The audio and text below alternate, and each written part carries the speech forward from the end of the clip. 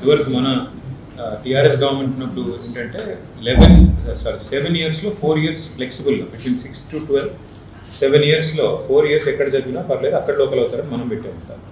ఈ గవర్నమెంట్ వచ్చాక మార్చేది పెట్టారు GO 33 అనుకుంటారు. సో రిక్వెస్ట్ ఏంటంటే దాదాపు 50 మంది పిల్లలు ఎటు కాకుండా అయిపోయారు. ఏంటంటే వాళ్ళు ఆంధ్రాలో చదువుకున్న తర్వాత ఇప్పుడు వాళ్ళు +2 అక్కడ చేశారు, ఇక్కడ 10th దాకా ఇక్కడ చదివారు. 50 మంది మెడిసిన్కి క్వాలిఫై అయిన వాళ్ళు నీట్లో దే ఆర్ సఫరింగ్.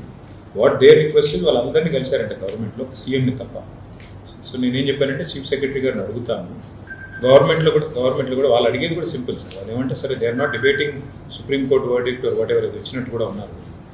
అయితే వాళ్ళు రిక్వెస్ట్ చేసేది ఏంటంటే దీన్ని రెట్రాస్పెక్టివ్గా కాకుండా ప్రాస్పెక్టివ్, అంటే ఈ పిల్లలు ఎవరైతే ఆల్రెడీ మధ్యలో ఉండిపోయారు ట్రాన్సిషన్లో వాళ్ళకి రిలీఫ్ ఇవ్వాలంటే 28 తర్వాత ఇంప్లిమెంట్ చేయమని అడుగుతున్నారు. అంటే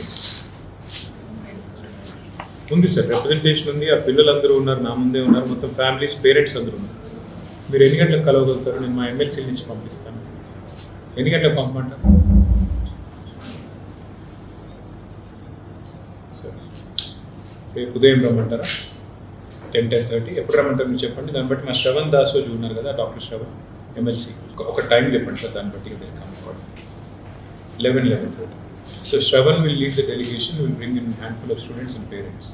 అంటే ఏం లేదు సార్, 28 తర్వాత మీరు ఇంప్లిమెంట్ చేసుకోండి, ఇబ్బంది లేదు, పిల్లలు వరకు. Thank you sir.